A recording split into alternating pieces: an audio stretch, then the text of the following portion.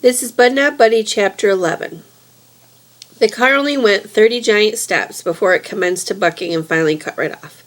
The vampire guy finally caught up with me. He was looking very surprised. He just tapped on the window with his knuckle. He said, "Roll down the window for a minute, Bud." Sometimes it's terrible to have been brought up proper. I couldn't help myself. I rolled the window down just enough so that our words could get in and out, but his hand or claws couldn't. He said, "Okay, what's this?" "Don't you think I can read? How come you're carrying real human blood around in your car?" I showed him my jackknife. "I'm gonna warn you, I know how to kill vampires. This knife is genuine solid 24-karat silver." He put both his hands over his face and shook his head back and forth a couple of times. He said, "Sweet baby Jesus, why me?" Then he said, "Bud, if I were from Flint, I might think you believe that. But you're a Grand Rapids boy. You've got to be smarter than that. If I was a vampire, why have I got a sandwich and a bottle of red pop?" I thought for a second. Then the answer jumped out. "Bait!" He put his hands back over his face. This time, when he pulled them away, he was laughing.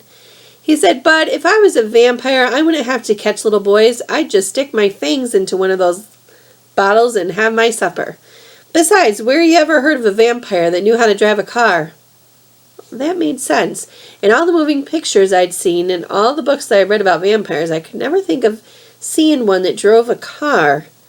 But I wasn't going to take any chances. "Could I see your teeth, please, sir?" "What?" "Your teeth, sir." The man mumbled something, shook his head again, then leaned close to the window glass and opened his mouth. Even though he didn't have fangs, his teeth still looked kind of scary. They looked like they could bite a pretty good grape-sized chunk out of you. Then he said, "Bud, I've got to get this blood to Hurley Hospital in Flint. They need it right away for someone's operation. I can look at you and tell you're far too smart to believe in any nonsense like vampires, son.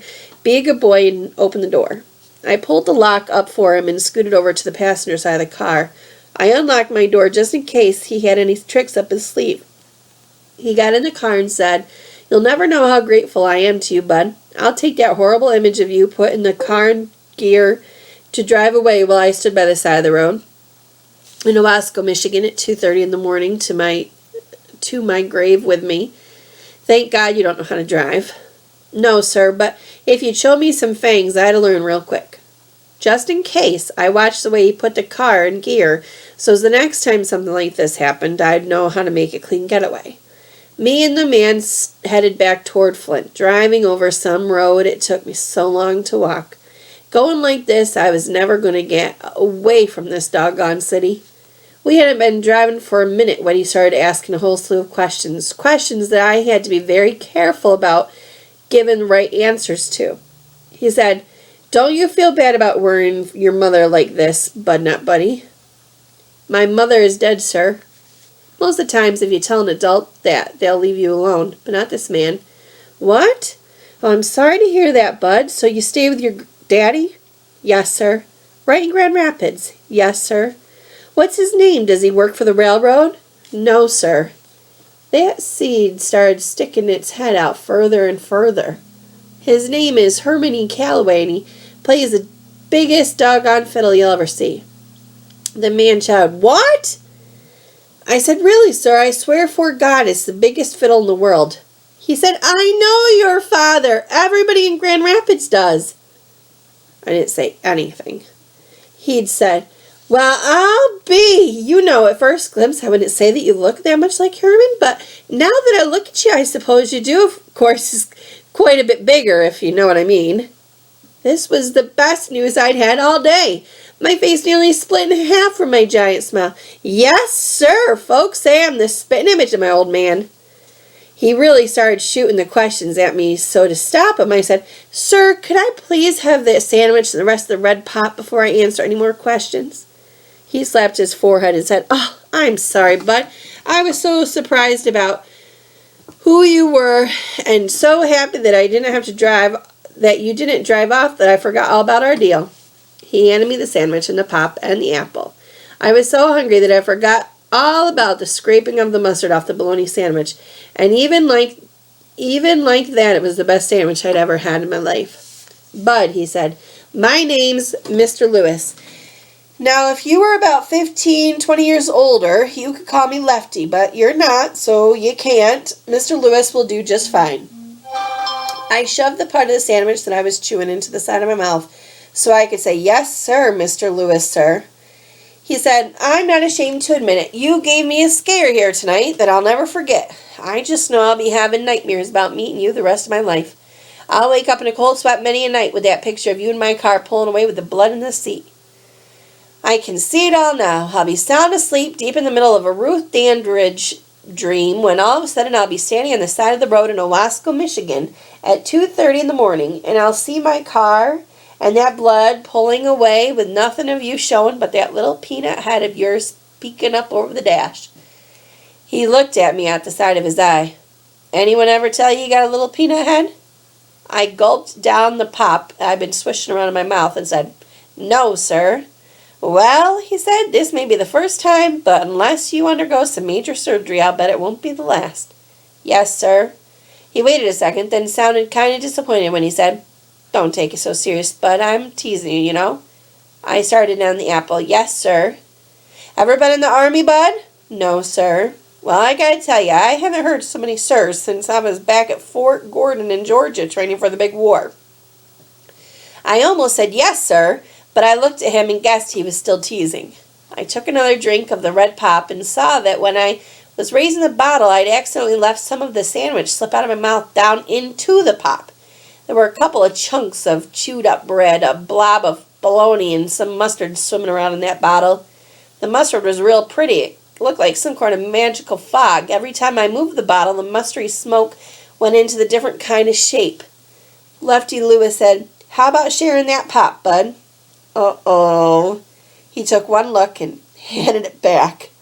He said, "Nothing personal, Bud. I've raised 3 kids and have 2 grandkids. I've learned the hard way about drinking after young folks, but I do believe that you need to get in and see a doctor soon, son. It looks like you got some serious backwash problems. That's the most food I've ever seen floating around in the bottle of pop. In fact, that doesn't look like real red pop anymore. It looks more like red stew." I real quick chugged the rest of the pop down and ate the apple real slow because I figured as soon as I was done with the questions, they'd start up again. Lefty Lewis said, "Aren't you sleepy?" This was perfect. I could pretend I was falling asleep and then come up with some answers that would get me to Grand Rapids for sure. I yawned real big. "A little bit, sir." "All right, here, give me that core. I think that the only thing that's left is a seed or two anyway." I handed him the apple core, and he put it in the wax paper from the sandwich in the paper bag. "You just stretch out there and have some sleep. In about an hour, you'll be in a nice, comfortable bed. We can have our talk in the morning." He reached in the back seat and said, "Here." He handed me a jacket. "You can use this for a blanket." The jacket smelled real good, like spice and soap. Lefty Lewis said, "Oh, but not Buddy. One more thing before you doze off. Could you reach over into that box and hand me one of those bottles of blood? I haven't had a bite to eat all day." I kept my eyes closed and smiled. I knew I was going to be safe because I never heard of a vampire that could drive a car, and I never seen one that had such a good sense of humor. Besides, I kept my jackknife open under my leg, and he looked like he'd believe me when I told him it was made out of real silver, even though it probably wasn't. As soon as I had the jacket over me, the smell of spice and soap and the sound of the crickets and toady frogs outside made my eyes get real heavy. Wow, I must have been real tired. Walking in, ducking in and out of those bushes between Flint and Owasso was a lot more work than I thought it was. Most of the time since Mama died, if someone even walks close to where I'm sleeping, I'm up in a flash, my eyes wide open, and I'm looking right at them. At one of those foster houses where I'd stay, a woman told me that she knew I was going to be a criminal because anyone who sleeps that late has to have a guilty conscience. Most of the time, the sound of someone else going to sleep breathing to awake breathing in the same room as me is enough to get me up.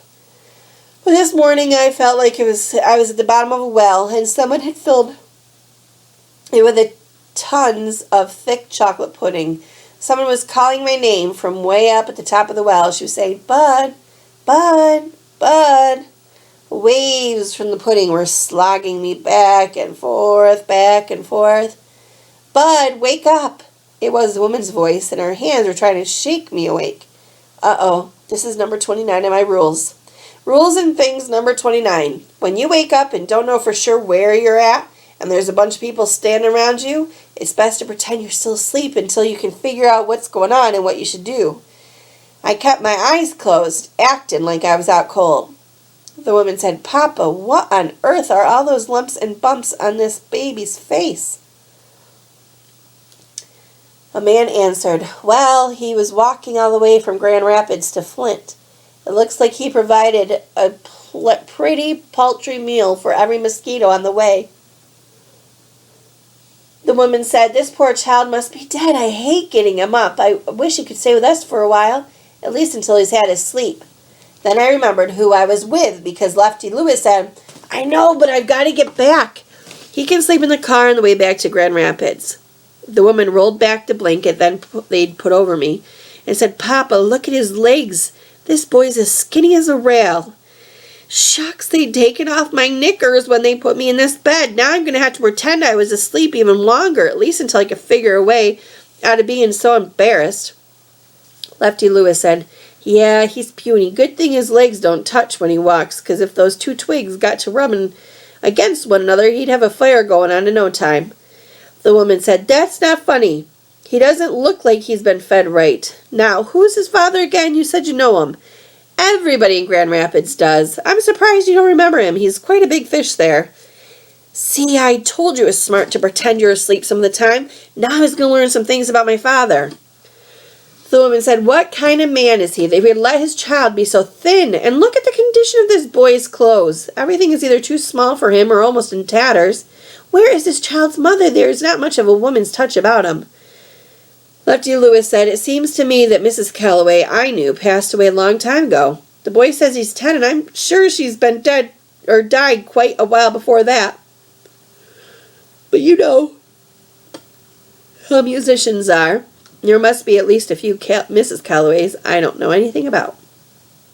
That meant that my dad was married to someone before he married my mom.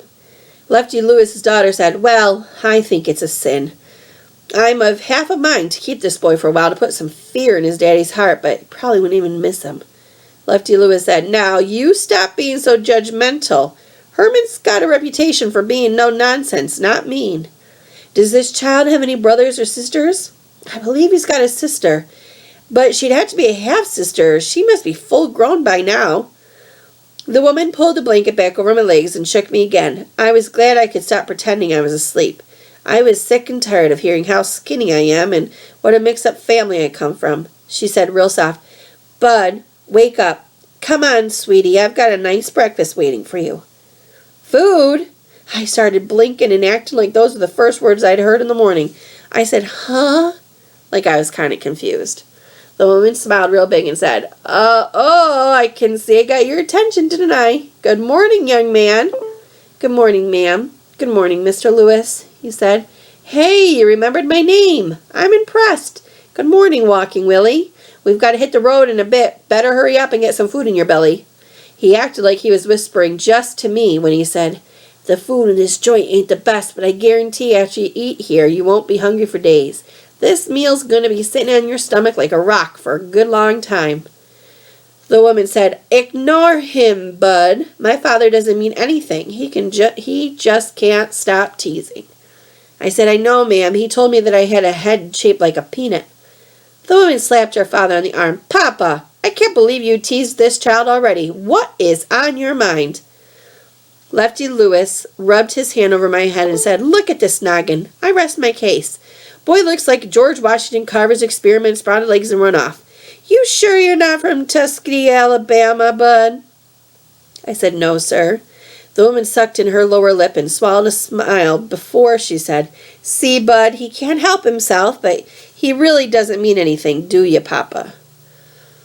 The way she asked that you'd have to be pretty stupid not to know how to answer her.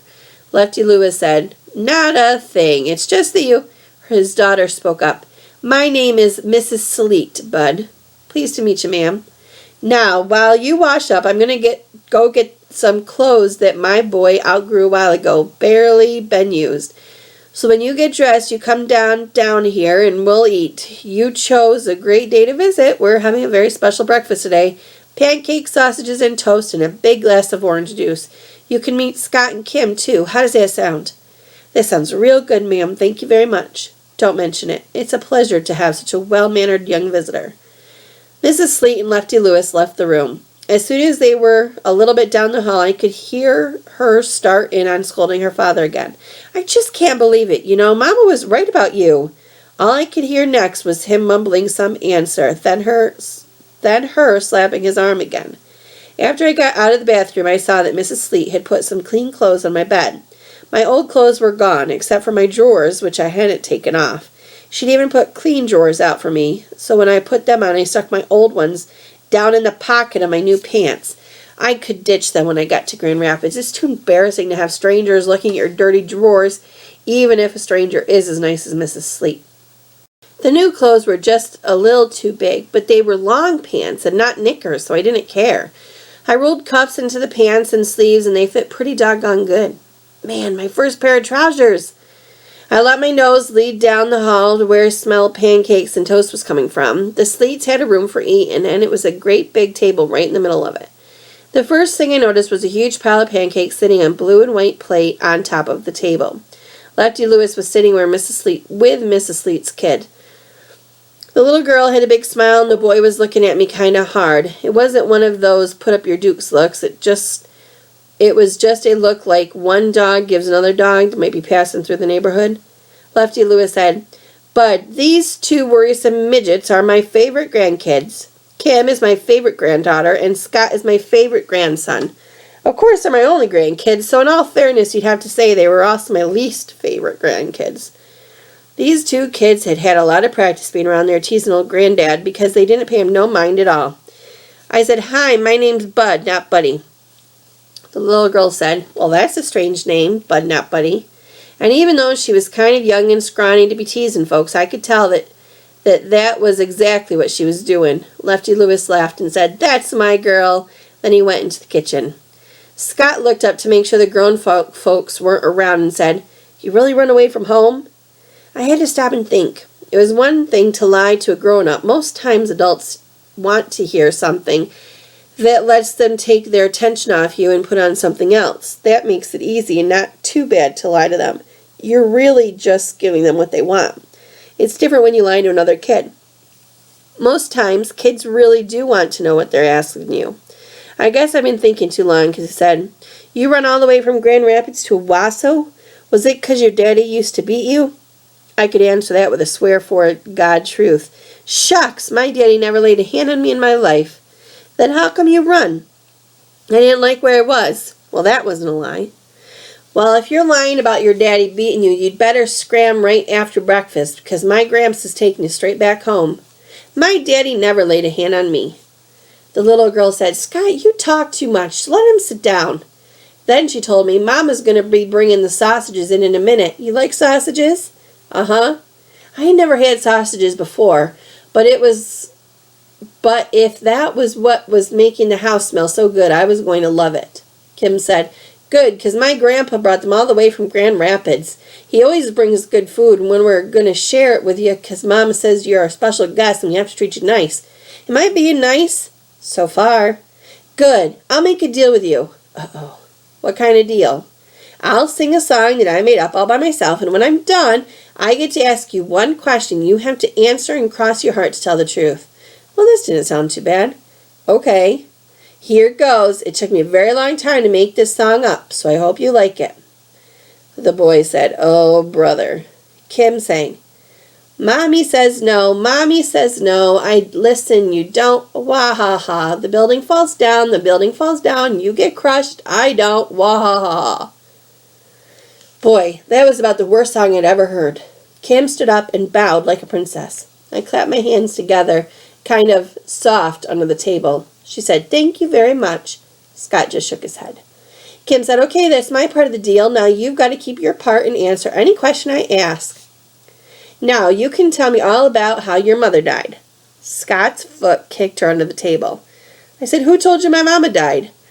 The little girl said, "Oops," and stuffed something from her hand into her mouth. "My mama got sick. She died real fast. She didn't feel no pain or no suffering." Kim says, I hope my mother never dies. Scott said, stupid, everybody's got to die. Kim said, oh, I'm telling Mama you called me stupid.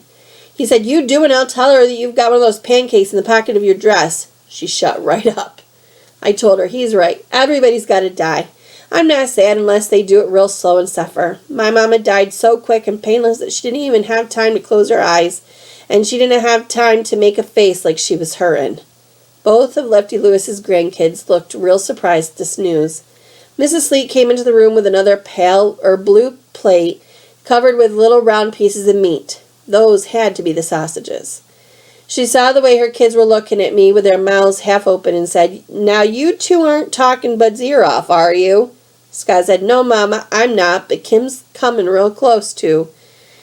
Kim said, I was not. I was just making pleasant conversation. Mrs. Sleet laughed and set the plate on the table right in front of me. Lefty Lewis came out with a big glass filled with orange juice and sat down next to me.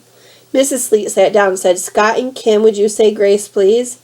Everyone ducked their head, and the two kids said, God is great, God is good, let us thank him for this food, amen. Then people started passing the big blue plates around and stabbing toast and pancakes and forks with their sausages with their forks. I watched to see how much everyone took and tried to take the same. Then I started to watch how much food the two kids put on their fork every time, so I wouldn't look like a pig. Lefty Lewis noticed I was taking a long time and told his daughter, see what I told you, Nina? Poor Bud Not Buddy is so skinny and his stomach has shrunk down so much that just smelling the food has got that boy full. Oh well, I guess that just means more food for the rest of us. Everyone except for Mrs. Sleet yelled a big cheer. Eating with the Sleets and Lefty Lewis was really hard to do, not because they had bad table manners or anything, but because they talked through the whole breakfast, and they kept trying to get me to talk too. At the home after Grace, we said we weren't allowed to say boo. Eating and being quiet is a hard habit to break. Every time one of these Sleets would talk to me and look at me like they expected an answer, I'd look around first to make sure no one was watching. At the home, if you got caught talking during mealtime, you'd have to get up and leave your food. If the Sleets had to live under those rules, they'd all starve to death. They talked after every swallow. They talked after every drink they took. They talked whilst they were wiping off their lips. Shucks, the little girl, Kim, talked with milk running down her throat. Some of the time her words got gurgled up that she was swallowing, and they'd laugh. Man, did they laugh. It was hard to tell whose story they were laughing at. They were doing so much chattering. Lefty Lewis was talking about radio shows, and Scott was talking about a baseball game to watch Lefty Lewis pitch, and Kim was talking about a little girl she didn't like, and Mrs. Sleet was talking about some people called redcaps. Kim said to her mother, Mommy, can't you tell that Bud Not Buddy doesn't know what a redcap is? You got to explain it better. Mrs. Sleet said, oh, sorry, Bud. Redcaps are the men who work at the railroad station, loading the trains and taking people's bags to their car. That's what Mr. Lewis does. My husband is a Pullman porter. He takes care of the people once they're on the train. Kim says, yeah, our dad gets to travel all over the country on the trains for free. Scott said, that's because he's working. It's not for free. He gets paid to do it. Lefty Lewis swallowed a big hunk of sausage and said, hey, you know what, Bud? I bet the thing he misses most is Nina's cooking. I can't tell you how proud I am of how far my daughter's cooking has come. This might be hard to believe, but she used to be such a bad cook that her fried chicken was known to have turned a chicken hawk into a vegetarian. Scott and Kim and Mrs. Sleet started busting a gut. Yup, Lefty Lewis said. I brought a friend to Flint a couple of years ago, and even though I warned him, he tried to be polite and ate 4 of her pancakes. Poor soul left his stomach all the way back, or held his stomach all the way back to Grand Rapids. Said to me, Lefty, I don't mean to show any disrespect, but those weren't pancakes your daughter served me. They were pain cakes. Mrs. Sleet laughed along with everyone else and said, well, I'm sure I don't need to hear any more of this, and picked up the empty sausage plate and went into the kitchen. As soon as she got out of the room, Kim whispered, quick, Grandpa, tell Bud Not Buddy how many times you had to pull the car over when you two were going back to Grand Rapids so the man could get out and vomit on the side of the road. Before Lefty Lewis could answer, Mrs. Sleet came out of her kitchen with a big wooden spoon and whooped her father a good lick in the head.